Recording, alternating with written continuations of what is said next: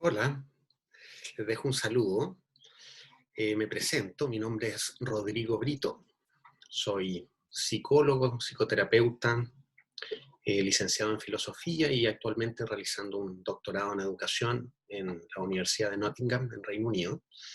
Y este video es el primer video de una serie de otros que vendrán, en el que voy a exponer brevemente algunas ideas relevantes de un texto relacionado con mindfulness y educación. La mayoría de la literatura que existe sobre mindfulness y educación, sobre todo la mayoría de la literatura sobre investigaciones, sobre trabajos teóricos, sobre este tema, que es un tema relativamente reciente, la mayoría de esa literatura está en inglés todavía, y me he encontrado con que eso eh, pone ciertas dificultades de acceso para mucha gente, el poder acceder, ¿no? a lo que se está discutiendo actualmente sobre este tópico, que es un tema que a mí me interesa particularmente. Cómo mindfulness puede contribuir a generar un tipo de educación más integral y más significativa, sobre todo a nivel preescolar, escolar. Entonces, lo que me propuse hacer es, en una serie de videos, tomar un texto, puede ser un artículo o un libro, o alguna parte de un libro, que me parece especialmente importante de transmitir, para poder ponerlo en un lenguaje accesible y hacerlo llegar, acercarlo a profesores, profesoras, directivos y personas y profesionales que estén trabajando en el ámbito de la educación. Ok, dicho eso, el primer texto que elegí para poder mostrarlo, ¿no? Mostrar algunas de las ideas que hay en él, es un texto que publiqué yo este año con mi equipo de investigación de acá de la Universidad de Nottingham, eh, que les voy a mostrar el texto primero, lo voy a poner en pantalla para que vean un poco el título, vean un poco la revista, etcétera, dónde está. Y luego yo voy a presentar algunas ideas del texto. No voy a hacer un resumen de todo el texto, porque los textos tienen ciertas complejidades, ¿no? Y no tratan un único tema, pero me voy a centrar en algunos conceptos claves. Voy a compartir pantalla y les voy a mostrar el texto. Ok, ese es el texto. Se llama así, se llama Mindfulness in Education as a Form of Iatrogenesis, que está escrito, como pueden ver, por mí ahí, por el profesor Stephen Joseph y el profesor Edward Selman, ambos profesores e investigadores de la Universidad de Nottingham, donde estoy haciendo el doctorado, como les comenté. Y ahí tienen el abstract, ustedes lo pueden buscar este texto, ¿no? El texto no es de libre acceso, pero si pueden ingresar desde alguna institución, el texto va a estar disponible, y si no, también lo pueden encontrar en mi página de ResearchGate. Me pueden buscar por mi nombre, Rodrigo Brito Pastrana, y está puesto ahí el texto o una versión de este texto. Ahí lo pueden ver entero. Ok, es un texto, si se fijan, déjenme mostrarles solamente la forma en que está presentado, ¿no? Bien, hay una primera introducción, ¿no? Hay una serie de tablas en donde eh, hay información relevante para el argumento del texto. Eh, Se discuten algunas ideas generales, ¿sí? Bueno, en fin, yo les voy a ir presentando algunas de estas ideas. No les voy a dejar todo el rato el texto. Hay algunas figuras también como esa, ¿sí? Para poder mostrar desde esta perspectiva, cómo se está entendiendo los efectos de mindfulness, ¿no? Eh, y nosotros lo estamos entendiendo todo efecto de mindfulness como un efecto colateral, ¿no? Incluso los efectos beneficiosos. Aquí hay otra figura para mostrar desde un punto de vista sistémico cómo se puede entender mindfulness más allá de una intervención individual, que ya lo voy a explicar con más calma. Una tabla para mostrar algunos beneficios de mindfulness, algunos efectos adversos, todo esto reportado por la literatura. Hicimos una revisión bastante acuciosa de la literatura de los últimos al menos 10 años, ¿no? Para poder, y sobre todo literatura más reciente, ¿no? Ok, y este es probablemente ese título ahí, de ese apartado, Iatrogenetic Effects of Mindfulness in Education, es el apartado más importante de este artículo, al menos en la idea principal que quiero transmitir. Entonces, voy a dejar de compartir, ahí, y les voy a plantear algunas ideas importantes de este texto, ¿no? Que pueden ser inspiradoras en algún sentido, pueden ayudar a entender mejor, ¿sí? Cuál es la función de mindfulness en educación. El concepto de iatrogénesis, en español, ¿cierto? O de efecto iatrogenético o iatrogénico, es un concepto tomado de la medicina, ¿sí? Hay tratamientos médicos que alivian ciertas malestares, ciertas dolencias, pero empeoran el estado general de los pacientes, ¿no? A eso se le conoce como efecto iatrogénico de un tratamiento.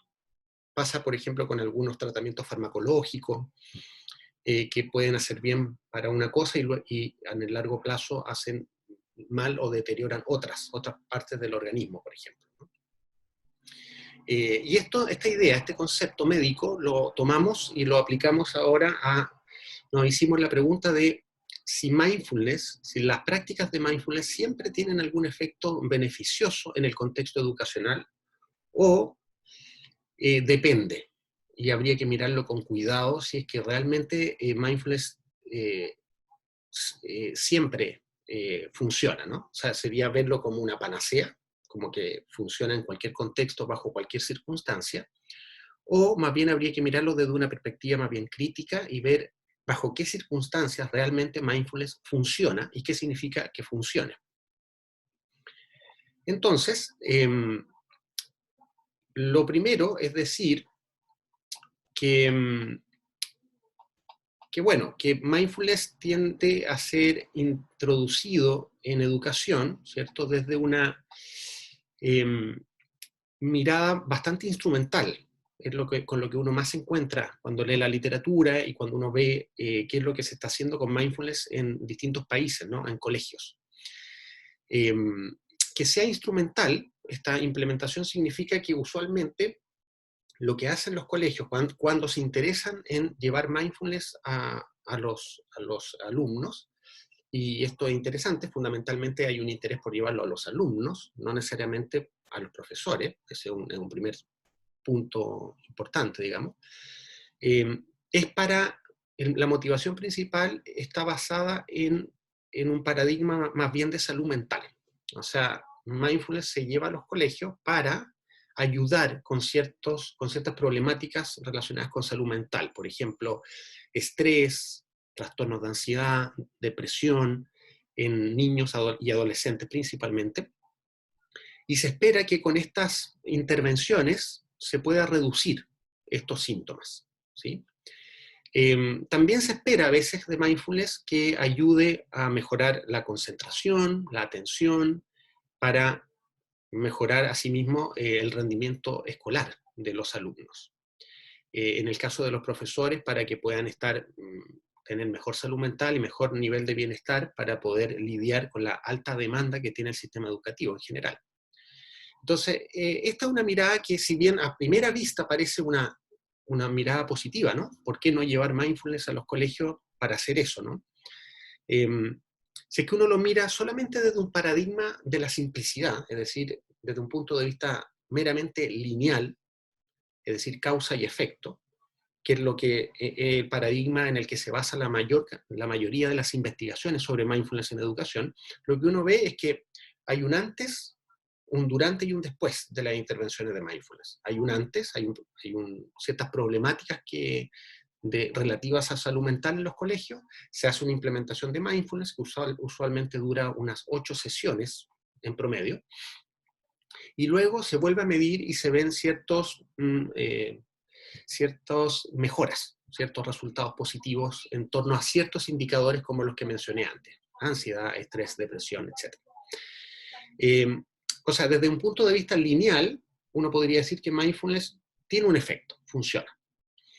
Funciona desde el punto de vista de la salud mental, al menos en el corto plazo, porque hay muy poca investigación que vuelva a medir después, por ejemplo, pasado los 6 meses o pasado un año, si es que esos efectos positivos se mantienen en el tiempo. Lo más probable es que no se mantengan en el tiempo. Entonces, el punto clave acá es que estamos hablando de educación, no estamos hablando del mundo clínico o del mundo terapéutico, ¿sí? Yo vengo del mundo de la psicoterapia y desde el punto de vista terapéutico, por supuesto que eso es un logro, es un avance y es una gran contribución que hacen las prácticas de mindfulness a ciertos malestares mentales, de salud mental, ¿no? Pero cuando uno introduce mindfulness en educación, el contexto cambia, ¿sí? Es distinto introducir mindfulness en educación que hacerlo en contextos clínicos o hacerlo en contextos organizacionales, por ejemplo, en una compañía como lo hace Google, por ejemplo, ¿no? O Coca-Cola u otras compañías gigantes, ¿no? Que tienen talleres de mindfulness para reducir el estrés, para mejorar niveles de bienestar, etc. Por ejemplo, cuando mindfulness es introducido en esos contextos, mindfulness tiene un propósito más bien en la línea de mejorar la productividad, ¿sí? Aunque está disfrazado como con la intención de ayudar al bienestar de las personas. En rigor, la motivación de fondo que hay ahí es que esas personas estén mejor mentalmente, que tengan un mejor nivel de bienestar mental, físico, etcétera, para que la productividad y el rendimiento también aumenten y mejoren, que es lo que le interesa a cualquier compañía, ¿no? A cualquier empresa. Si uno simplemente extrapola las prácticas de mindfulness de un contexto a otro y no se hace preguntas respecto del contexto, uno puede caer en ciertas trampas en forma inadvertida, podemos no darnos cuenta, y este texto se hace cargo de esta reflexión. Cuando introducimos mindfulness en educación, tenemos que pensar en qué contexto estamos introduciendo mindfulness. O sea, la pregunta de base aquí sería, ¿cómo es nuestro sistema educativo en general en Occidente? ¿Sí? Lo planteamos así en general porque la educación en Occidente se parece mucho entre un país y otro, ¿sí? Usualmente es de corte más bien academicista, es muy demandante con los alumnos, sobre todo en secundaria, ¿no? Es muy demandante de los profesores, hay muy poco tiempo libre, hay muy poco tiempo para el autocuidado o simplemente para compartir con otros. Está como saturada la educación, está saturada de contenidos, de demandas, de test, de exámenes.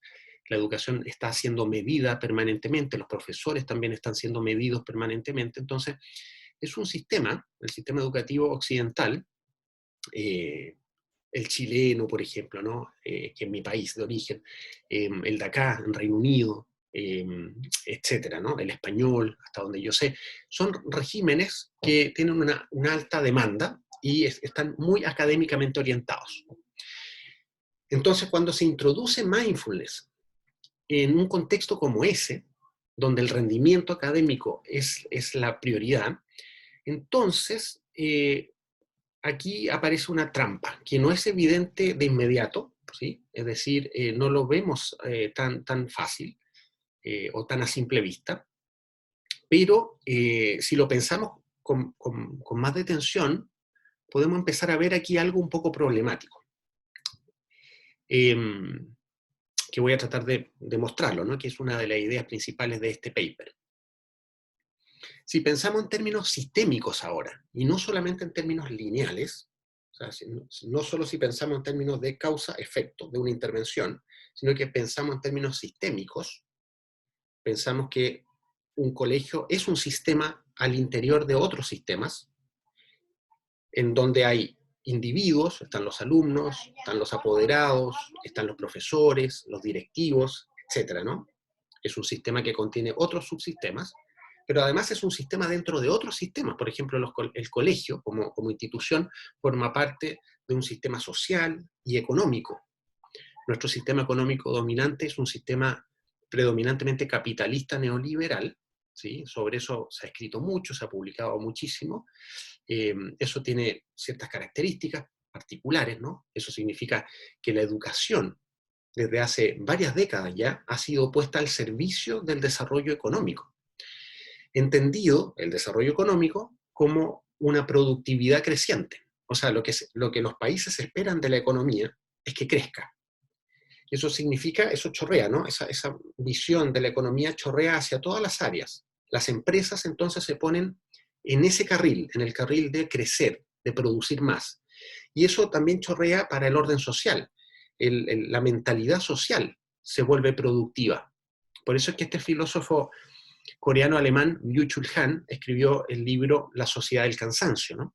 Y muchos otros libros que van en la misma línea, en donde él plantea, básicamente, la idea de que los seres humanos occidentales modernos somos sujetos de rendimiento, es decir, estamos permanentemente autoexigiéndonos a rendir más, ¿sí?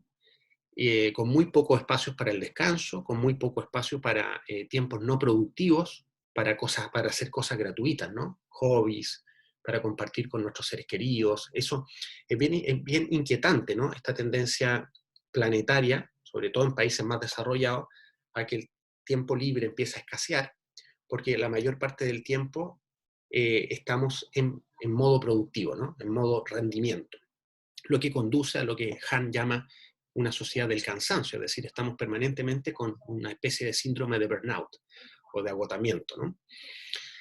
La mayoría de la gente, cuando uno le pregunta cómo estás, la primera respuesta es cansado pero bien, ¿no? Cansado es como ya prácticamente un estado ontológico, ¿no? Es un estado permanente de nuestro ser.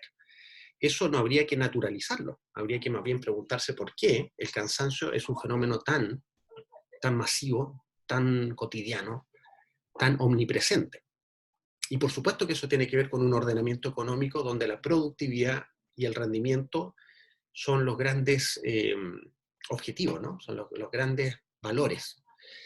Entonces toda nuestra educación está puesta a ese servicio, al servicio de eso, de crecer, de producir y de rendir.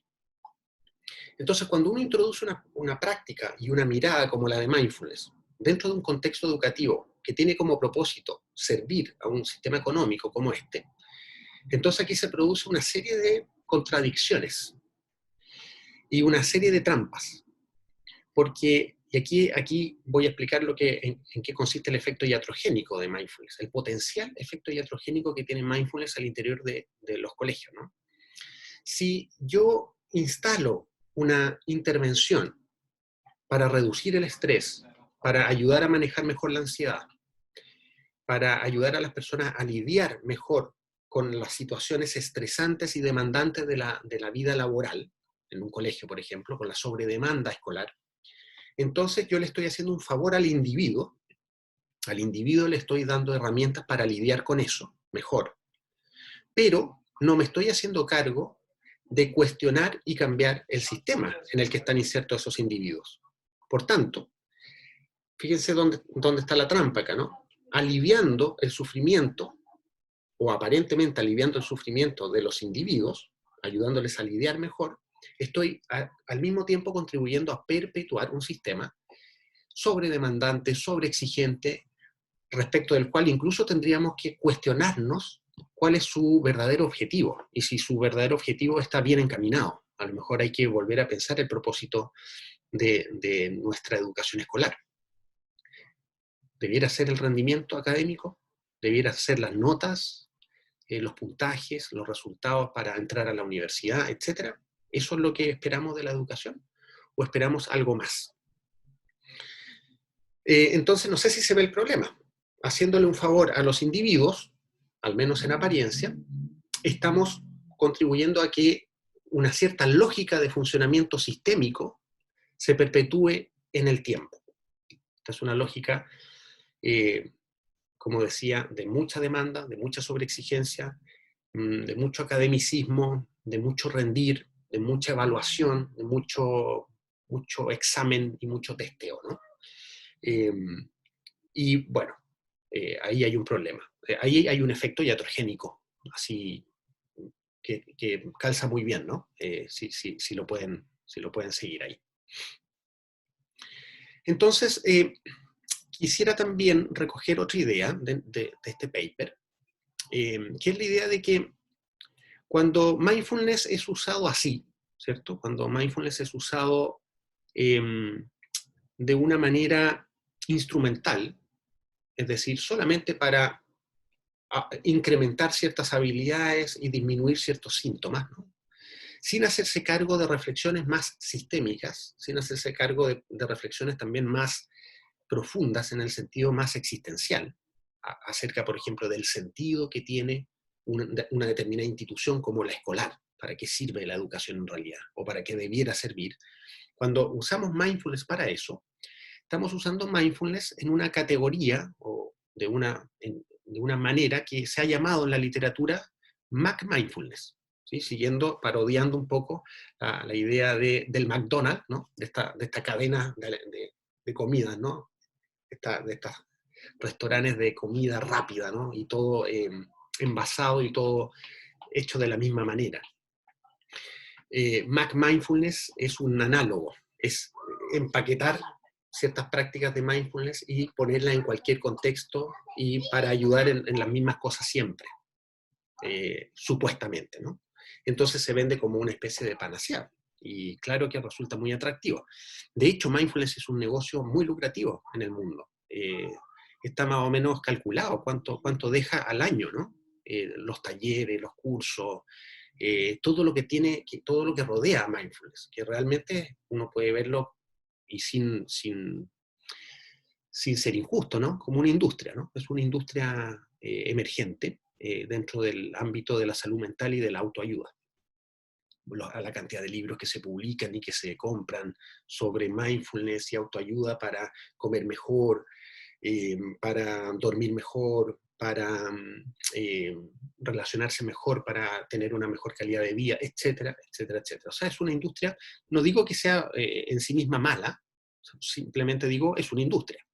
Pero cuando no hay una reflexión más profunda, claro, entramos en esta categoría que se conoce como Mac Mindfulness, que la popularizaron estos autores, ¿no? Purser y Loy, en un artículo en 2013. Entonces, otra idea del texto que les quería comentar es que mindfulness entendido en forma instrumental como Mac Mindfulness en educación tiene 4 problemas básicos, ¿sí? O sea, es decir, hay 4 aspectos de mindfulness que están distorsionados y que habría que mirarlos bien cuando uno lo está introduciendo en el contexto escolar, ¿sí? Estos conceptos están tomados de un autor, ¿sí? Pero, bueno, este autor analiza 3, ¿no? Y nosotros incluimos un cuarto elemento, ¿no? El autor se llama, déjenme buscar bien su nombre para no decir algo errado. Okay. El autor se llama Walsh, ¿sí? Si buscan el texto y van a la bibliografía, al final, a las referencias, van a ver, bueno, una serie de artículos y de libros que están ligados al tema, muy interesante, pero ese artículo de Walsh es muy interesante.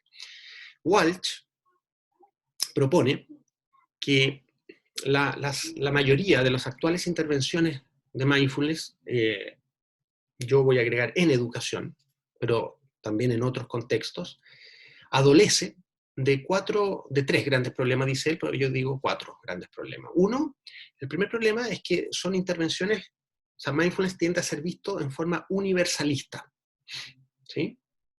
Esto significa que Esto deriva de la concepción de John Kabat-Zinn, ¿no? Que fue el creador de los primeros talleres del MBSR en Estados Unidos, de reducción de estrés, donde el propio John Kabat-Zinn en algunas partes dice, obviamente que John Kabat-Zinn tiene una obra mucho más compleja y ha hecho un aporte muy significativo en el campo, pero en algunas partes John Kabat-Zinn sugiere la idea de que mindfulness es una versión secularizada, secular, o sea, no religiosa, de lo mejor de la tradición budista, y que es universal, es decir, que es aplicable a cualquier contexto y que es beneficioso para cualquier contexto. Hay dos cosas en esa visión que son complejas de afirmar. Una, que la decontextualización, ¿no? El sacar de contexto las prácticas de mindfulness y la manera de entender que tiene mindfulness sobre la vida humana y sobre la realidad en general, cuando la sacamos de su contexto espiritual y sobre todo del contexto ético, ¿sí? Porque el budismo tiene toda una ética, como cualquier tradición espiritual, entonces le estamos quitando un piso a mindfulness, un piso de profundidad, un piso de arraigo y un piso motivacional, que si no está, entonces se queda como una práctica meramente bastante superficial, ¿no? Al servicio de algunas necesidades del momento para algunas instituciones en particular. Entonces, esta idea de que mindfulness es una práctica universal, ¿sí? Es compleja, porque queda desarraigada de un cuestionamiento y de una reflexión ética más profunda. Y por tanto también queda más individualizada, queda más puesta como al servicio de ciertas necesidades individuales, como reducir el estrés de un individuo. Y ahí hay un problema, porque no estamos perdiendo mucho ahí, no estamos perdiendo toda una ética que hay a la base de mindfulness, ¿no? Solo para nombrarlo, eso lo vamos a profundizar probablemente en otros lugares o lo pueden mirar en otras partes, pero la tradición budista tiene una ética compleja, ¿no? Bien holística, bien integral, que se conoce como el óctuple noble sendero, es decir, son 8 caminos que se transitan simultáneamente, en donde el habla, la acción y el pensamiento están involucrados. Es decir, todo mi estilo de vida está involucrado en mi forma de ser ético. Y eso se refleja en mi interrelación con otros. Por tanto, es mucho más que solo hacer una práctica de meditación. Es también tener en consideración otros aspectos, ¿no? Entonces ahí hay uno, el universalismo. La segunda deficiencia o distorsión sería el neoliberalismo. Es decir, entender mindfulness de forma tal que queda bien alineado con las aspiraciones de una economía neoliberal, ¿sí? Es decir, ponerla al servicio de la productividad, ponerla incluso al servicio de mejorarla, de mejorar el rendimiento. Esto es contradictorio con la propia meta que tiene en las tradiciones contemplativas. Las tradiciones contemplativas más bien nos invitan a parar, a hacer un alto para poder contemplar y observar atentamente la realidad en lugar de correr para adelante y producir siempre más. Por tanto, aquí hay un problema, si es que no nos damos cuenta cuando mindfulness se está alineando con objetivos capitalistas neoliberales, ¿sí? El tercer término que usa Walsh es el concepto de mindfulness C, ¿no? Mindfulness Company, para referirse al hecho de que mindfulness también se puede distorsionar transformándolo en una marca lucrativa, ¿sí? Entonces encontramos que hay, bueno, si ustedes buscan en Google van a encontrarse con mindfulness, muchas cosas se llaman mindfulness. Hay desde centros de bellezas hasta consultoras, ¿no? Proliferan en realidad las consultoras mindfulness o consultoras que se dedican a llevar mindfulness a las empresas, etcétera, ¿no? Hay personas que pueden transformar su quehacer mismo en todo mindfulness, ¿no? Y mindfulness entonces se transforma en una marca que se vende y que se publicita y que se difunde, y entonces se cae en el riesgo de de poner mindfulness al servicio del beneficio económico solamente, ¿no? No quiero decir que las personas que nos dedicamos a mindfulness no tengamos que cobrar por lo que hacemos. Simplemente estamos llamando la atención sobre un punto que es una tendencia global, que es a entender mindfulness en sí mismo como una marca, ¿no? Como una marca más, o sea, como otro producto. O sea, aquí hay una comercialización. Es transformar una práctica espiritual profunda en un producto que se vende, y que se vende fácil, y que es de corta duración, ¿sí? Es decir, que no conlleva una transformación profunda. Y a estas tres características nosotros agregamos una cuarta, que yo le llamo cosmeticismo. Cosmeticismo. Es decir, que mindfulness viene a prometer algo que no cumple, ¿no? Y hay que tener cuidado con esas promesas que uno hace desde mindfulness. No prometer algo que en realidad no se va a cumplir, o no entrar en ciertos objetivos engañosos, ¿no? A veces mindfulness, sobre todo pensándolo en educación, viene a prometer un cambio profundo en el bienestar, en la salud mental, en las relaciones de los alumnos, en el área que se conoce como aprendizaje socioemocional, que son temas súper relevantes en educación. Y entonces mindfulness viene a prometer algo en esa línea, viene a prometer un cambio profundo en el modo en que las personas se relacionan consigo mismas y con los demás.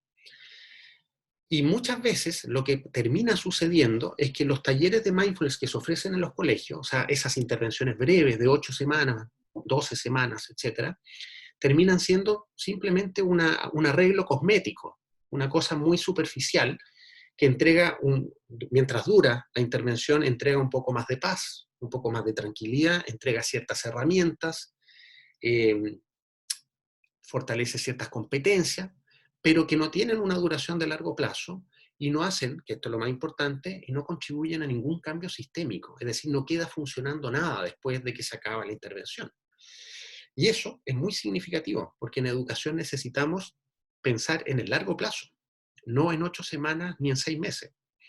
Entonces, como pueden ver, cuando uno piensa en incorporar mindfulness en un colegio, o en un sistema educativo, hay muchas cosas que pensar, hay muchas cosas que reflexionar y muchas cosas que conversar al interior de una comunidad. Y esto implica mirar muy bien de qué se trata mindfulness, tratar de entender lo mejor posible, ¿no? O sea, lo primero es entender de qué se trata, cuál es su verdadero potencial para la educación. Yo soy de la idea de que mindfulness no es una intervención, no debiera ser una intervención en educación, sino que debiera ser una mirada educativa, ¿sí? Ya vamos a profundizar sobre eso cuando comentemos otros textos. Eh, pero eso significaría sacarle realmente punta a mindfulness en educación, transformarlo en algo realmente transformativo y no simplemente en algo cosmético para maquillar algunas cosas que van mal en el contexto escolar. Bueno, les dejo invitado a mirar el texto, a echarle un vistazo, ojalá puedan leerlo. Bueno, con todos los textos que les voy a presentar, les voy a sugerir lo mismo. Ojalá lo puedan leer con cuidado, con atención, y espero que les sea de utilidad, que les sea de inspiración para lo que están haciendo o para lo que pretendan hacer en sus respectivos contextos educativos.